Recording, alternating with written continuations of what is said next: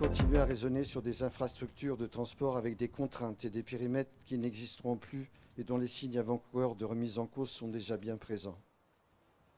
Les pressions sécuritaires, convergentes, sanitaires, alimentaires et aussi environnementales et climatiques vont changer le modèle social et économique de notre mobilité.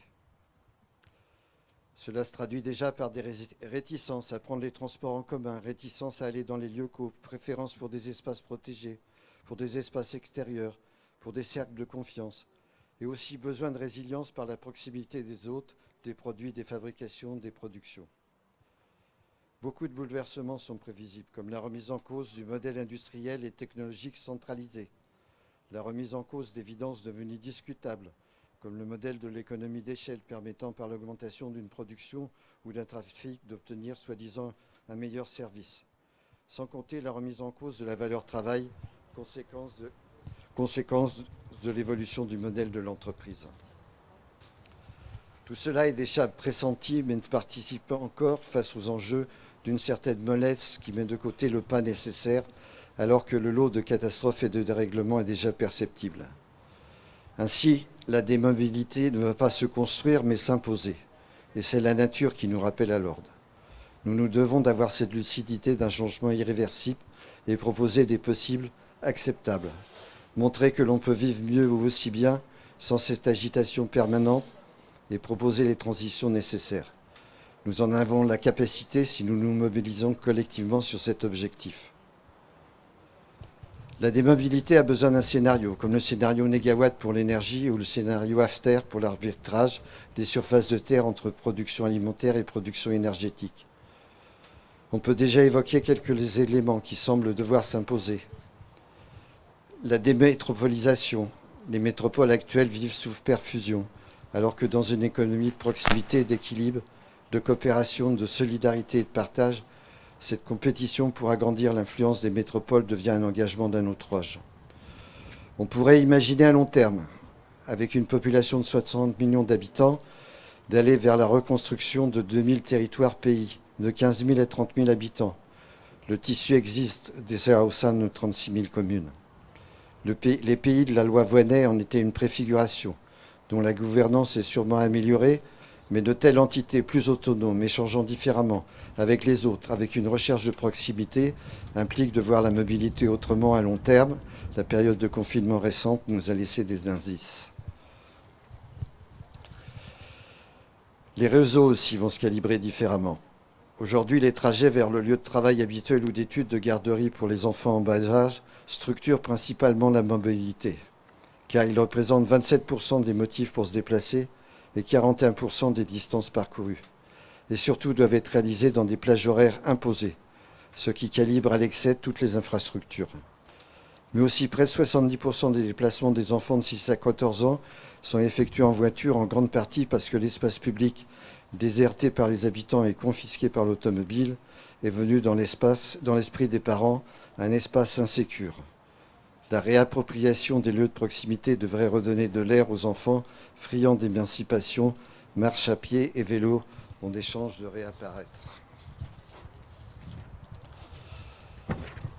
Pour explorer ce qui doit être adapté, requalifié, restructuré et réinventé, je vais passer la parole aux différents intervenants.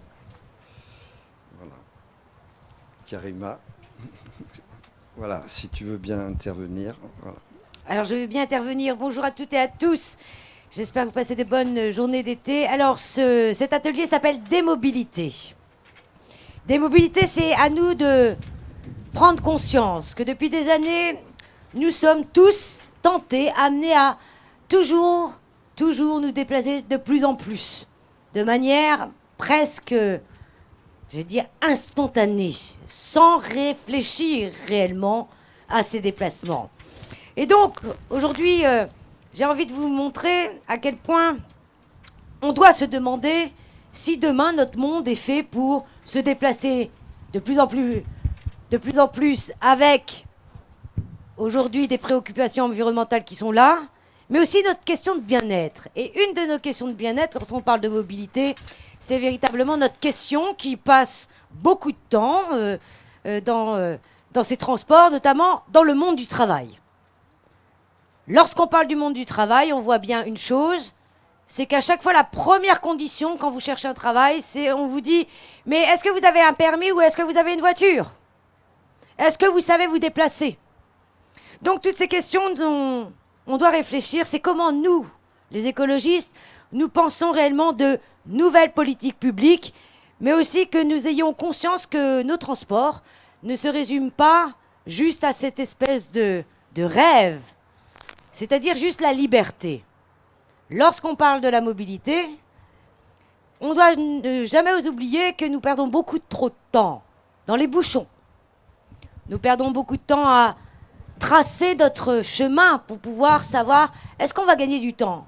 Vive les applications. Est-ce qu'on va se poser la question aussi de l'impact environnemental? Je rappelle que le transport, c'est 30% des gaz à effet de serre, mais c'est aussi la maladie du 21e siècle, c'est la pollution. La pollution de l'air, je le rappelle, nous sommes au niveau français en train d'avoir une hausse de pollution comme si de rien ne se passait, alors que la pollution de l'air, c'est 67 000 morts prématurées en France. Et quand on regarde les chiffres au niveau européen, c'est 800 000 morts prématurées. Alors, qu'est-ce qu'on nous fait? On nous a dit pendant longtemps, prenez votre liberté, vous avez besoin de votre maison, de votre pavillon et de votre labrador, sortez des villes. Et donc, on a fait un peu de l'exode rural. Tout le monde est parti des villes et on s'est mis dans le périurbain. Alors, c'est bien, on a des pavillons. Et en plus, après, on a dit, ah là là là là, la ville devient très chère. Donc, on va encore construire, mais plus loin. Et donc, cet atelier, moi, j'ai 3 messages à vous donner. Le premier, c'est le Covid. Le Covid nous a un petit peu bouleversés, quelque part, parce qu'il nous a réappris aussi à nous déplacer. Qui pensait, demain, que tout le monde pouvait être en télétravail? Personne. Alors que le télétravail peut être une des sources qui nous permet aussi demain de nous déplacer moins. La deuxième chose, c'est aussi de regarder les territoires, et tu as raison, Christian, lorsque tu parles des territoires. Aujourd'hui, en France, on parle de fracture territoriale, de territoire à double vitesse. Ces fractures, ces territoires à double vitesse nous amènent aussi à repenser les territoires ruraux, voire périurbains, qui ont tout perdu. Tout perdu parce qu'ils n'ont pas été pendant des années la priorité. Donc on les a desservis, pour utiliser les mêmes mots que la mobilité. Où sont justement les services publics, notamment des transports publics qui existaient auparavant? Où sont les petites lignes de train? Où sont juste cette volonté de se... Alors on me dit que j'ai 1 minute, mais moi je suis passionnée, je suis désolée. Ok. Donc, bref, merci beaucoup. Il m'a coupé dans mon élan. Et donc, la véritable question, c'est, et comme le dira très, très bien Amandine, la mobilité de demain, c'est ce que nous faisons en faisant nous, chacun d'entre nous. Est-ce que nous la subissons ou est-ce que nous la choisissons? Et je termine par une chose très importante. Malheureusement, il y a des gens en France qui ne peuvent pas choisir. C'est ce que j'appelle les précaires de la mobilité. Ils sont au nombre de 10 millions. Toutes ces personnes qui sont dans l'incapacité de, malheureusement, de bouger pour 2 raisons. Parce que les transports, c'est trop cher et ils n'ont pas les moyens, ou parce qu'ils ne sont pas desservis. Et donc la véritable question, c'est la démobilité, oui, parce que justement nous devons repenser nos villes, comme dirait très bien Amandine, comment on recrée des lieux, que ce soit des hubs, pour repenser notre manière de travailler, etc. Mais en même temps, toutes les personnes qui ne bougent plus, c'est des personnes qui ne regardent pas le monde comme elles aimeraient le regarder. Et nous ne devons jamais oublier, ces précaires de la mobilité demandent une chose, d'arrêter d'être enfermés dans les territoires et qu'on leur tende la main. Merci beaucoup.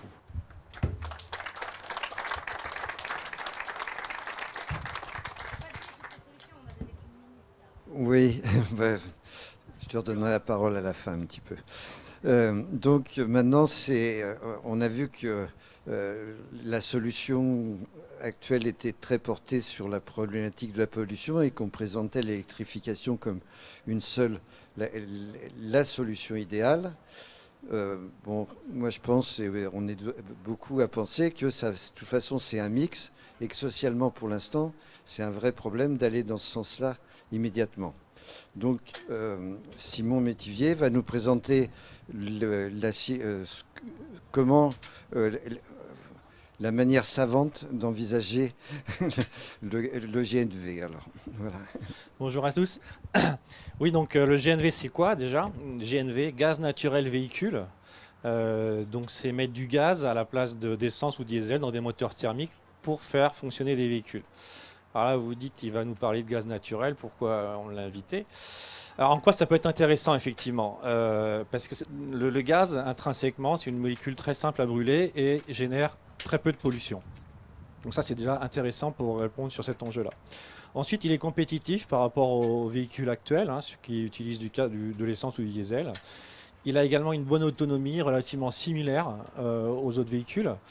Et alors, en termes de gaz à effet de serre, effectivement, si on utilise du gaz naturel, le gain est assez faible. L'idée est de basculer sur du gaz renouvelable, tel que le biométhane, de manière à pouvoir baisser de 80% l'émission de gaz à effet de serre. Le gros intérêt, c'est qu'également, c'est une solution mature. Aujourd'hui, il y a 25 millions de véhicules au GNV qui fonctionnent dans le monde, 1,5 million en Europe. En France, par exemple, on a à peu près 10% des bus qui roulent au GNV. Et l'autre gros intérêt, c'est que la France est plutôt bien placée, on en reparlera tout à l'heure, mais elle a notamment une infrastructure gazière très importante. Les communes aujourd'hui desservies par le gaz naturel couvrent plus de 3/4 de la population en France. Donc, si on prend tous ces éléments, on peut se dire que le GNV peut être un bon complément par rapport au tout électrique et notamment apporter des réponses à la mobilité longue distance et à la mobilité lourde, telle que transport en commun ou poids lourd. Alors, la question qui reste, c'est est-ce qu'on peut faire du gaz renouvelable en quantité suffisante? Et donc là, on peut regarder différentes études. On a évoqué Negawatt et After qui effectivement montrent que c'est possible. D'autres études, dont une étude qui avait été pilotée par l'ADEME en 2018 sur un mix 100% gaz renouvelable en 2050 montrent aussi que c'est possible, avec du coup une transition entre aujourd'hui un système gazier qui est à 100% avec du gaz fossile, 100% importé de l'étranger, et aller vers, à horizon 2050, sur un scénario où on serait entièrement alimenté par des gaz renouvelables, avec des ressources locales, françaises, et donc avec aussi derrière une économie, des emplois français. Ces filières, elles sont la méthanisation que vous devez connaître, qui est une filière aujourd'hui mature. Il y a à peu près 800 installations qui fonctionnent en France, qui consistent à utiliser des déchets ou des coproduits organiques et de les transformer en biogaz, avec au passage aussi une production de digesta qui est un engrais organique. Il faut continuer à la développer. Aujourd'hui, il y a un peu une baisse du soutien et malheureusement, il faudrait revenir sur un fort soutien pour continuer son développement. Et cette filière pourrait être relayée par la suite et complétée par deux autres filières. La pyrogasification, qui permettra de produire du gaz à partir de biomasse ligneuse, du bois typiquement. Et ensuite, le power to gas. Alors, le power to gas, je suis désolé, on n'a pas encore trouvé un nom joli français pour exprimer, mais c'est la conversion d'électricité en gaz. Si on veut que ce gaz soit renouvelable, il faut que l'électricité soit renouvelable. Et donc, en fait, c'est un équipement qui, à partir d'électricité, produit d'abord par l'électrolyse de l'hydrogène, puis ensuite, on peut s'arrêter là, mais on peut aussi compléter et produire du méthane par méthanation. Ça a l'avantage d'obtenir le méthane, qui est le principal constituant du gaz naturel, et donc d'avoir un gaz tout à fait similaire et substituable au gaz naturel, mais cette fois-ci renouvelable. Donc cet équipement est intéressant parce que c'est une passerelle entre l'électricité et le gaz. Et en plus de faire du gaz renouvelable, il vient aussi aider le système électrique qui, à long terme, aura besoin de beaucoup de flexibilité. Et il apporte cette flexibilité pour faire face aux parts dominantes que vont avoir l'éolien et le photovoltaïque sur le long terme dans le mix électrique. Et on aura donc besoin d'usages flexibles pour faire marcher le système électrique. Donc pour conclure, je voudrais juste revenir un petit peu sur le véhicule électrique qui a de formidables atouts. On l'a pas évoqué, mais il a quand même aucune émission à l'échappement. Il n'a pas d'échappement. Il ne fait pas de bruit. il n'émet pas de CO2, du coup, en tout cas en fonctionnement. Il a un excellent rendement. Il a néanmoins des limites, quelques défauts. Une énergie grise importante, c'est-à-dire qu'il faut beaucoup d'énergie pour le fabriquer par rapport à un véhicule classique. Il peut avoir des matériaux critiques sur les batteries, notamment, donc si on le développe de manière massive. Le recyclage est plus difficile. Il a une faible autonomie et il y a des temps de recharge qui peuvent être assez longs.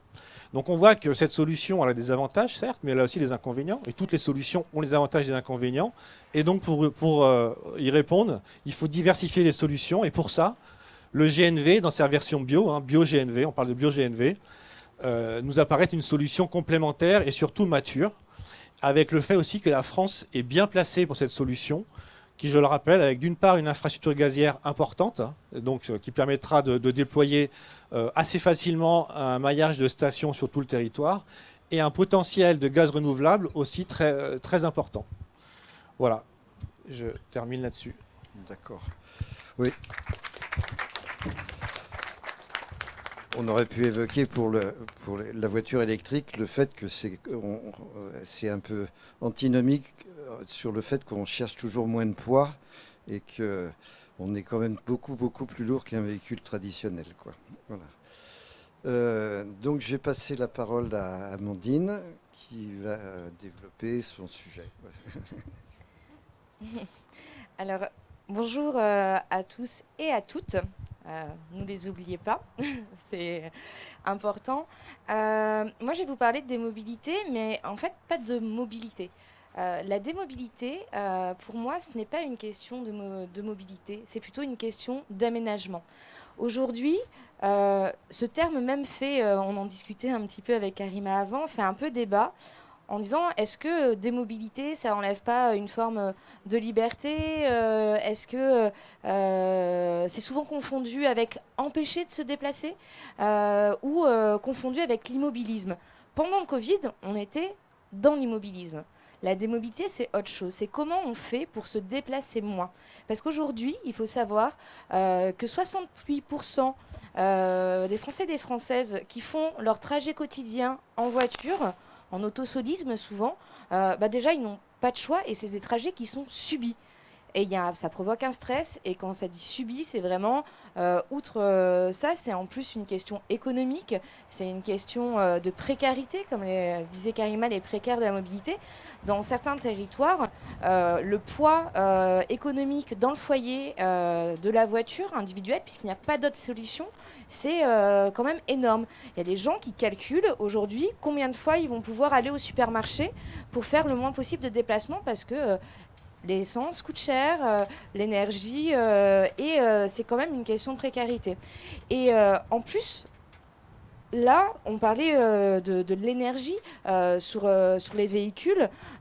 Cependant, en fait, on est vraiment dans une course à la mobilité tout le temps, à faire toujours plus de technologies, soi-disant des technologies plus propres. Mais on parlait des véhicules lourds. Aujourd'hui, on prend l'exemple sur l'évolution des voitures. Le SUV, en termes d'énergie et de technologie, on va toujours plus loin, c'est toujours plus propre, mais on fait des véhicules plus lourds qui polluent plus et qui sont plus mortels. Ça, typiquement, c'est quelque chose qui devrait être interdit au niveau de la Commission européenne, Madame Karima Delli. Je ne suis pas encore présidente de la Commission européenne. Mais donc, la démobilité, pourquoi je dis que c'est une question de territoire et d'aménagement, c'est qu'en fait, il faut réduire et permettre aux gens de réduire leur déplacement. Plutôt qu'avoir cette moyenne de faire 40 km aller-retour pour aller travailler, réduisons-le à peut-être 20 km, 10 km. Et là, on peut passer sur une mobilité alternative. Donc, on est sur de la mobilité peut-être en vélo, sur des véhicules légers électriques. Je prends l'exemple de l'Ami, par exemple, la voiture de Citroën, qui est une mini-voiture et en plus très légère. Aujourd'hui, il y a des véhicules électriques en Chine qui se vendent pour 1 000 €. Là, on arrive à parler à des gens sur de la précarité et c'est sur des petites distances. Et donc, en fait, on doit faire de la reliance de territoire. Le problème de la mobilité, c'est aussi et surtout pour moi un problème d'aménagement de territoire. Aujourd'hui, comme l'a dit Karima avant, il y a eu tout ce mitage, le pavillonnaire, toujours aller plus loin, et ça coûte cher. Et en fait, il n'y a plus les services qui sont là, il faut se déplacer pour aller chercher les services, il faut se déplacer pour aller travailler, pour emmener les enfants à l'école et pour les loisirs. Alors que si on arrivait à refaire des points, des oasis, des hubs, comme j'appelle ça, de démobilité, qui réduisent les distances de façon à ce que il y a moins besoin de subir ces kilomètres, il y a moins besoin de se déplacer loin pour avoir l'essentiel en fait d'un service public ou d'avoir un accès, d'avoir un hub avec plusieurs mobilités qui vont faire le relais en transport en commun par exemple. Du coup la distance est acceptable et on peut passer à du vélo, on peut passer à des véhicules légers, etc. La démobilité c'est vraiment comment on fait de la reliance de territoire et c'est un terme qui vient, par exemple, la crise des gilets jaunes. C'est quoi? C'est pas sur le prix de l'essence ou sur les taxes. C'est à un moment donné, il n'y a pas d'autre alternative pour se déplacer à la voiture individuelle. Et il y a les services publics disparaissent. Plus on s'éloigne des métropoles, plus on s'éloigne de la ville, moins il y a de services publics. Et plus il y a ce sentiment d'abandon, d'injustice. Et c'est ça, en fait, la crise démocratique qu'il y a pu y avoir sous les Gilets jaunes aussi. C'est comment on arrive à relier ces territoires. Et pour le faire, il faut aussi avoir des solutions de moins se déplacer. Et pour moins se déplacer, ça veut dire mieux se déplacer sur ces petites distances et avoir de la mobilité alternative. Donc la démobilité, ce n'est pas l'immobilisme, ce n'est pas empêcher la liberté, mais au contraire, c'est redonner de la liberté, du reste à vivre, comme j'appelle ça, et que ça ne soit plus une contrainte ni de précarité, ni également une condition aujourd'hui pour avoir un emploi, parce qu'il y a beaucoup de monde qui, sans cette question de mobilité, ne peuvent pas avoir d'emploi. Et si on arrive à réduire ça, à changer les formes d'emploi par le télétravail, on va partir vraiment sur des mobilités avec de l'énergie différente, pas forcément de l'électrique, mais surtout sur des véhicules légers, responsables, et redonner en fait du bien-être aux gens. Donc pour moi, la démobilité et la mobilité en général, c'est arrêtons de faire la course à la technologie, arrêtons de faire la course à toujours plus de mouvements, toujours plus de micro-mobilité, de trottinettes, de plein de choses. On n'invente que ça, alors qu'on pourrait inventer un modèle qui est moins de mobilité, en réaménageant les territoires pour qu'il y ait une vraie reliance. Et ça, c'est vraiment un gros sujet, plutôt d'urbanisme, de planification territoriale.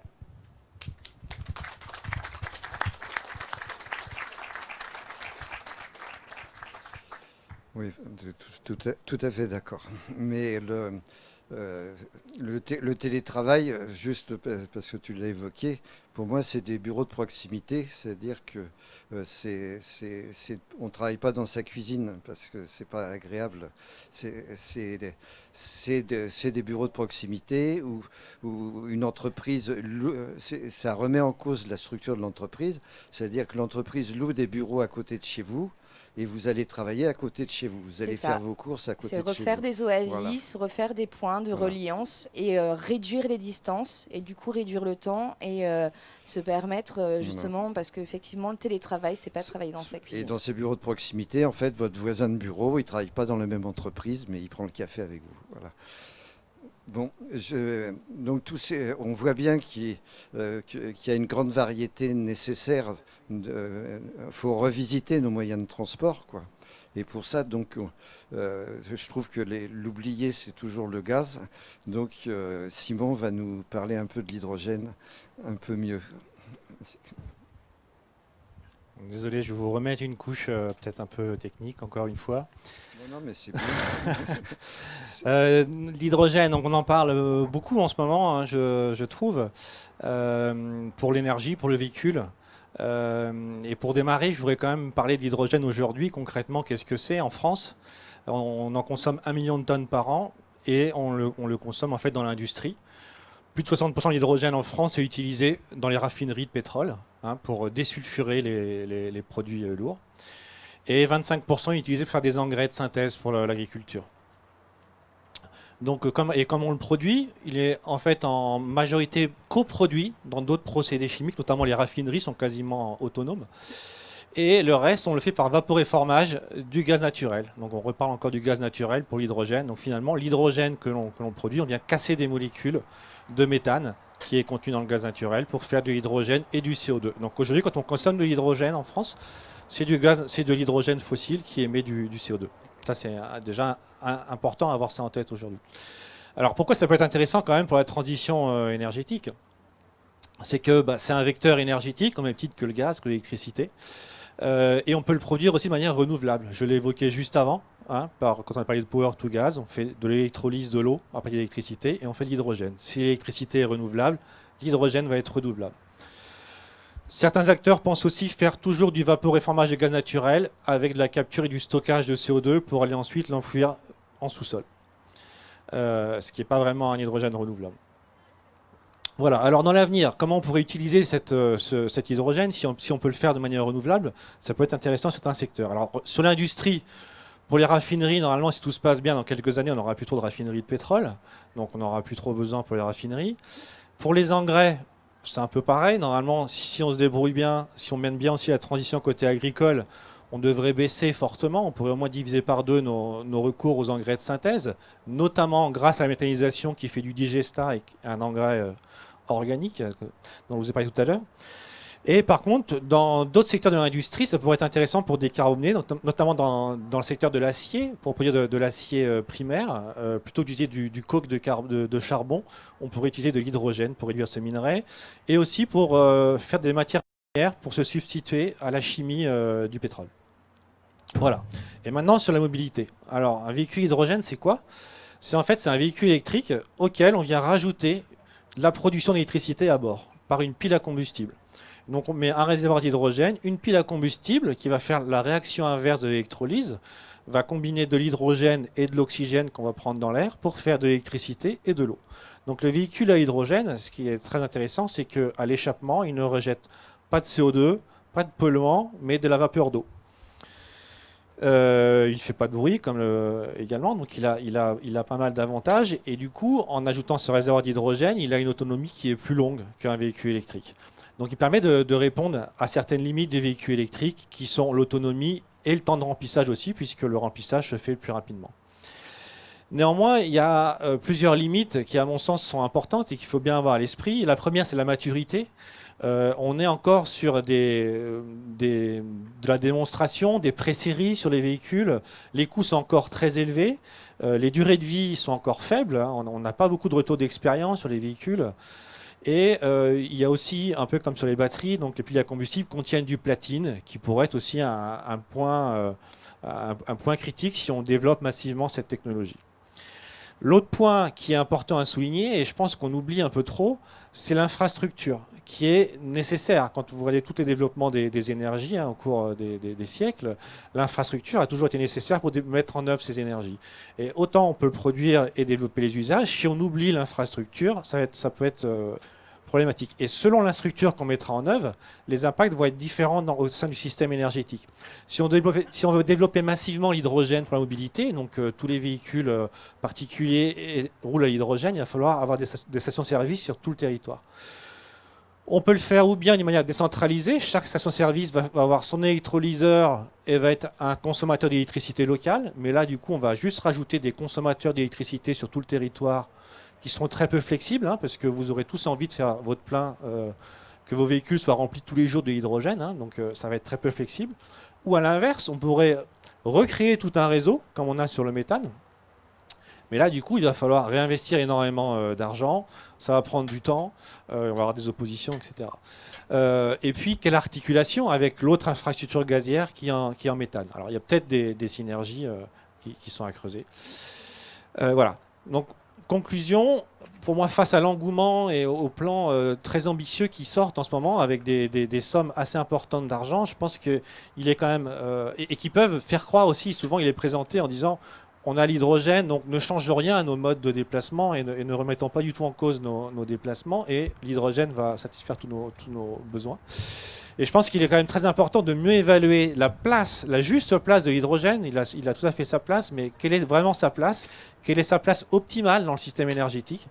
vis-à-vis de sa maturité, vis-à-vis de son manque d'infrastructure et de son impact par rapport au système électrique, qui sont vraiment des questions très importantes à creuser. Voilà. Et puis l'autre chose qu'il ne faut pas oublier, c'est qu'il faudra, si on veut le développer aussi massivement, il faut qu'il soit vert. Et donc il faut déjà qu'on ait développé l'électricité renouvelable, qu'on ait fait des économies aussi pour avoir un mix électrique majoritairement renouvelable, pour avoir vraiment une production hydrogène renouvelable. Sinon, c'est un risque de retarder la sortie des fossiles et de retarder la baisse des gaz à effet de serre.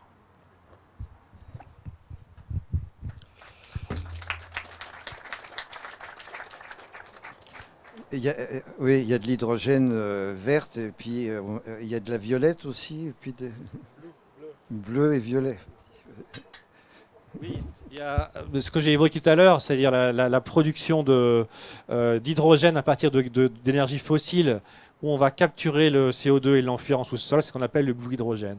Et c'est vrai que certains pays, certains acteurs le mettent en avant en disant c'est en phase de transition, on va développer l'hydrogène sur cette base-là. Ça permet de développer les infrastructures, de développer les usages à bas coût, parce que ça coûte très peu cher. Enfin, ça coûte peu cher.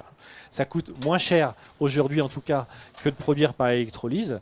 Mais voilà, la question c'est déjà le CO2, on l'enfouit sous terre. Il y a des questions sur combien on peut séquestrer, quelle durabilité, etc. Et puis la question c'est est-ce que ça va pas être, est-ce que c'est vraiment eu transitoire ou est-ce que c'est la porte ouverte à ne pas entamer notre virage et notre sortie des fossiles. Merci. Voilà, ben, je vais passer la parole à Thomas Porte, qui est...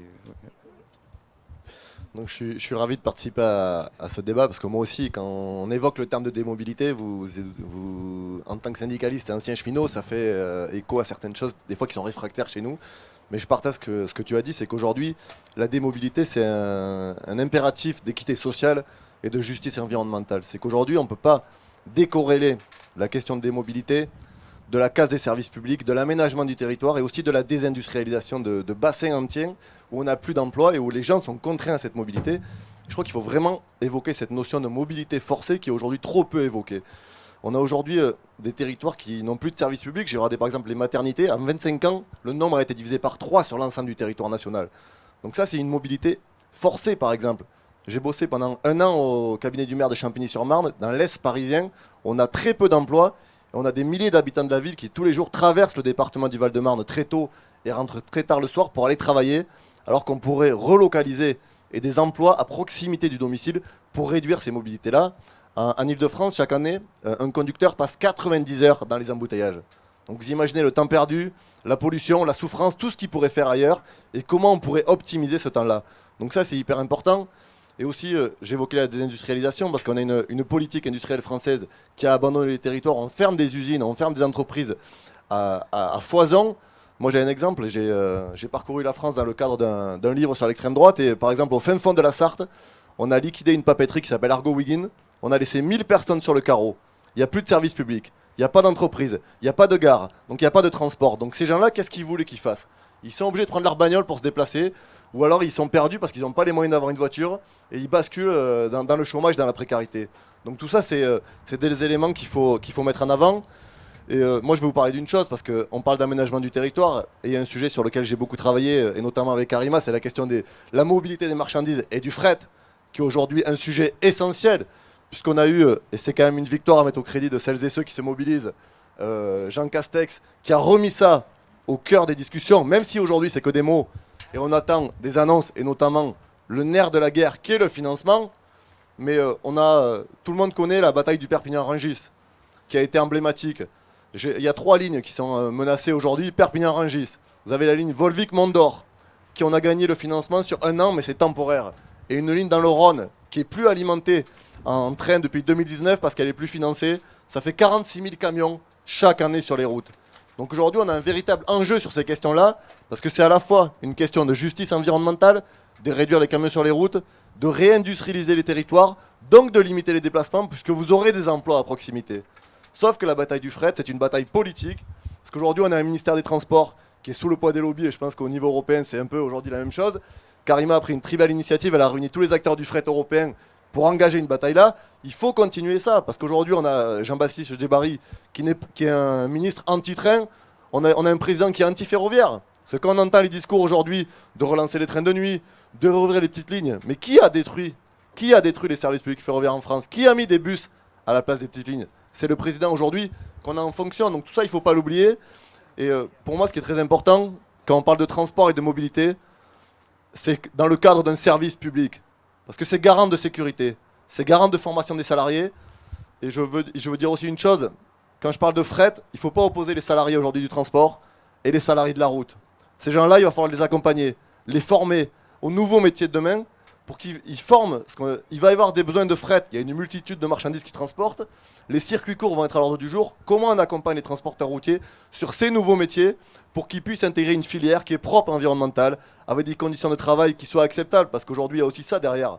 Quand vous avez la mobilité de la route, c'est le dumping social. Et la SNCF, elle a joué un jeu absolument dégueulasse. Parce que la SNCF, si elle ne veut pas faire de fret, c'est parce que derrière, elle a une filiale qui s'appelle Géodis, qui est la première entreprise de transport de marchandises en Europe, avec des chauffeurs de l'Est qui sont payés à des salaires 500-600 euros par mois. Donc vous comprenez bien que pour la SNCF, le train, ça ne l'intéresse pas. Donc tout ça, il faut le développer. Et sur les solutions, je partage ce que tu dis sur la question des hubs autour des gares, sans déshabiller le service public ferroviaire, parce qu'on est très attaché à garder du personnel dans les gares, des guichets, des agents d'escale. Mais on peut mettre autour des gares, par exemple, combien de territoires n'ont pas de docteurs ou de médecins pour approcher les gens là? Combien il manque de places en crèche? On peut créer des crèches autour des gares, par exemple. Vous avez une personne qui prend le train, qui pose son enfant, qui après a un emploi à côté. Donc tout ça, ça se réfléchit. Et je crois qu'aujourd'hui, les gares, à l'inverse de ce que fait Gare et Connexion, une filiale de la SNCF qui vend le patrimoine immobilier et qui est en train de transformer la gare du Nord à Paris, par exemple, en une espèce de centre commercial géant, privatisé. C'est Auchan derrière la filiale qui va gérer la gare du Nord. Auchan a acheté la gare du Nord. C'est ça la réalité. Donc je crois qu'il faut se battre pour avoir un grand service public et faire de ces gares-là des pôles qui permettent aux uns et aux autres de travailler, de se déplacer et de rester en proximité de territoire. Parce que tu l'as dit tout à l'heure, et je finis là-dessus, la crise des Gilets jaunes, c'est ce qu'elle a révélé. C'est cette France à 2 voire 3 vitesses, où des gens n'ont pas d'autres moyens. Il ne faut pas stigmatiser celles et ceux qui aujourd'hui prennent leur bagnole, parce qu'ils n'ont pas d'autres moyens. S'ils n'ont pas la voiture, c'est le chômage, c'est la précarité. Donc c'est comment on les accompagne, comment on ouvre des lignes ferroviaires publiques qui sont propres. Il y a la question du train à hydrogène, tu l'as évoqué un peu, c'est en train d'être expérimenté par certaines régions. Moi, j'ai pas d'expertise particulière, mais c'est un des éléments qu'il faut regarder. C'est comment on travaille à tout ça, une mobilité qui est propre, qui soit plus environnementale, plus sociable et qui ne soit plus subie mais choisie. C'est véritablement ça l'enjeu. C'est comment les gens aujourd'hui se déplacent avec envie et pas pour le subir. Voilà.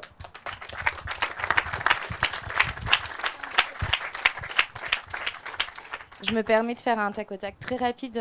Je suis totalement d'accord avec toi. Et surtout, sur le train, c'est autre chose que je voulais dire. Tu parles du service public du train, mais il y a aussi toutes les initiatives citoyennes autour du train. Et vous avez entendu certainement de la ligne Lyon-Bordeaux avec Railcoop. Mais là, aujourd'hui, je vous donne un exemple avec la Fabrique des mobilités, puisqu'on travaille sur ça, sur les hubs de démobilité, donc ce qu'on teste à mettre en place. Et avec tout ce que tu as dit, c'est l'hybridation des services qui est nécessaire. Mais on travaille aussi sur la réappropriation, vu que la SNCF a abandonné un certain nombre de lignes et de trains, sur des trains open source, des éco-trains, et qui font de la marchandise et du voyageur, sur des constructions nouvelles et de tests pour relier justement ces territoires et arrêter d'avoir des gares abandonnées. Et ça en fait partie. Et c'est aussi une partie de démobilité parce que ça crée de l'emploi et ça fait des petits parcours d'une dizaine, vingtaine de kilomètres max, et ça c'est important. Donc outre le service public, n'oublions pas toutes les initiatives citoyennes en fait pour recréer ça. Et malheureusement c'est dommage parce que s'il y a des initiatives citoyennes, c'est parce que l'État ne fait pas son travail de service public, mais ça existe et on peut ne soyons pas pessimistes parce qu'aujourd'hui le train c'est quand même moi je suis une passionnée du train et justement on travaille là-dessus sur les trains open source. Il y a plein d'initiatives et n'hésitez pas à aller voir ça et à en lancer chez vous aussi et à créer des hubs.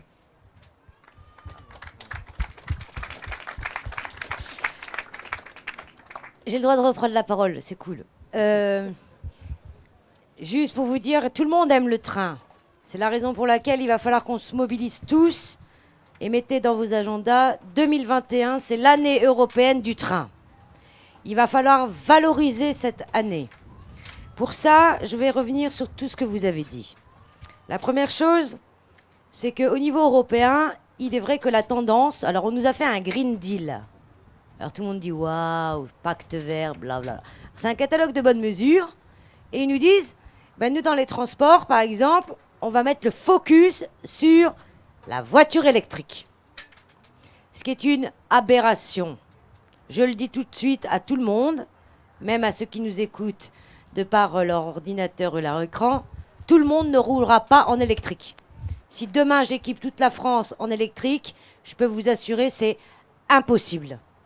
Parce qu'en termes de ressources énergétiques, ce n'est pas possible, mais surtout en termes d'utilisation de notre énergie, ce n'est pas possible.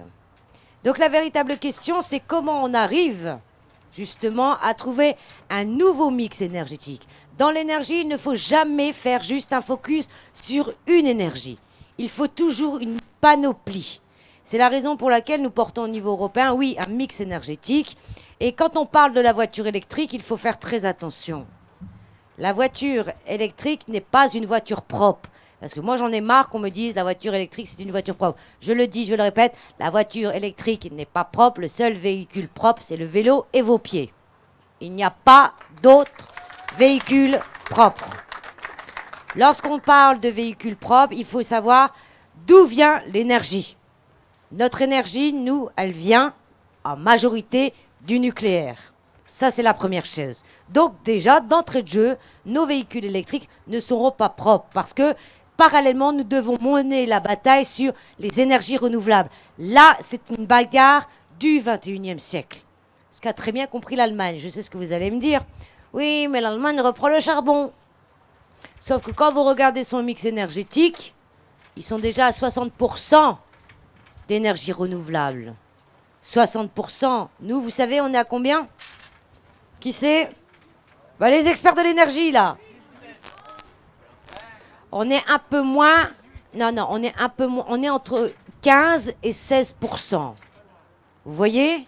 Alors que eux, ils ont décidé de faire de l'énergie renouvelable, sauf qu'ils ont compris une chose, c'est que dans quelques années, donc ils se sont donné 5-8 ans, ils ont repris une phase... Attends, 2 minutes, on posera les questions après.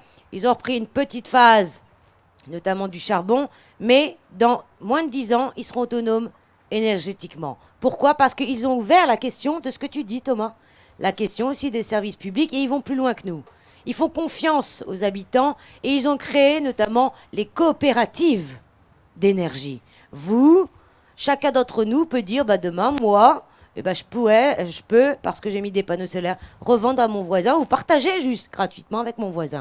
Vous voyez, ils sont dans une phase beaucoup plus longue.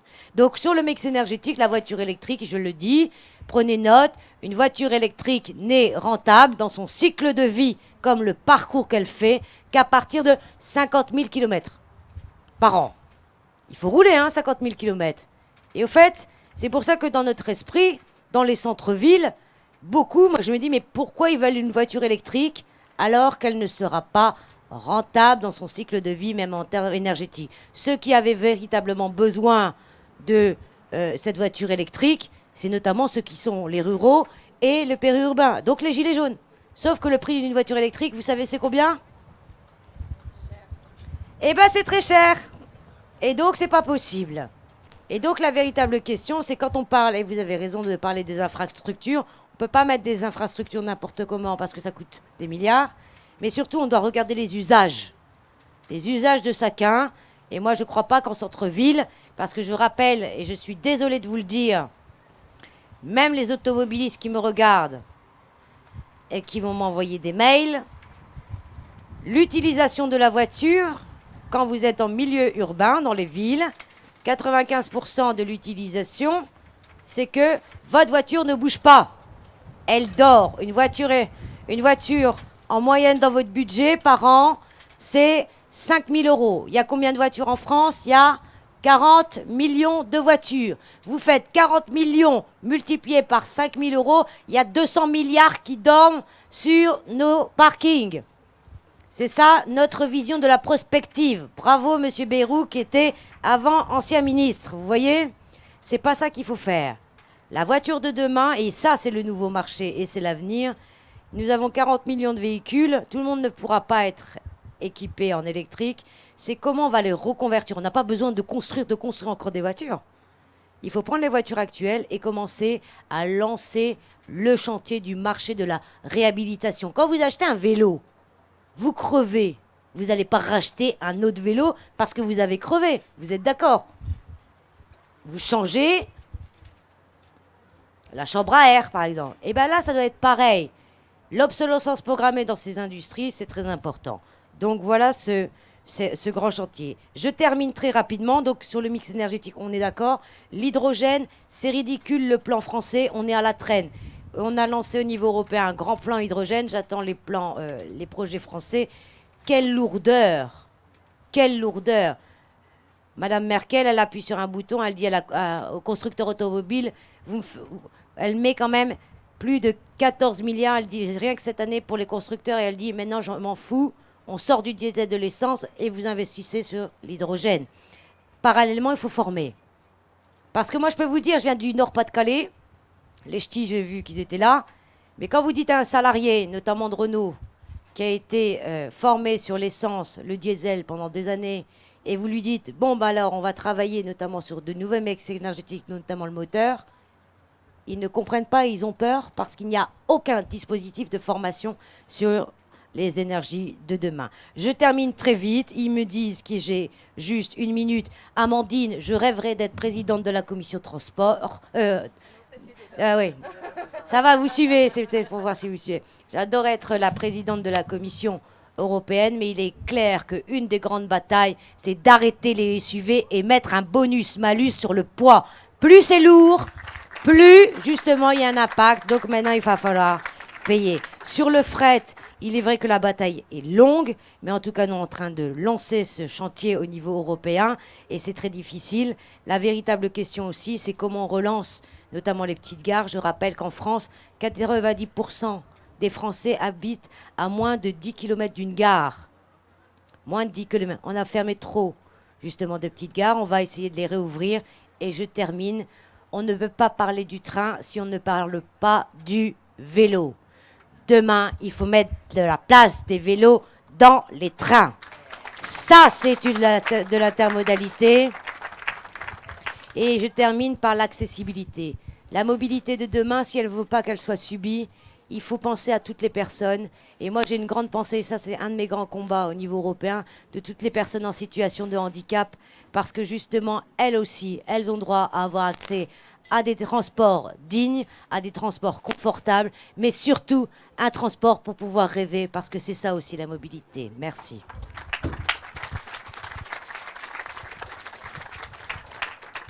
Merci. Ah, c'est fini, il n'y a pas de questions? Un peu pas, non, tu parles. C'est très bien, mais... Bon, venez, on continue sans... Voilà.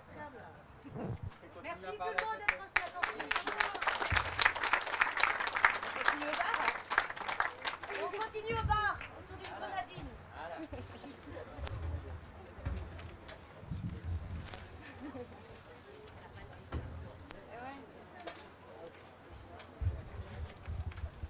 Je vais voir parce qu'en fait, un des gros problèmes qu'on a sur les gaz,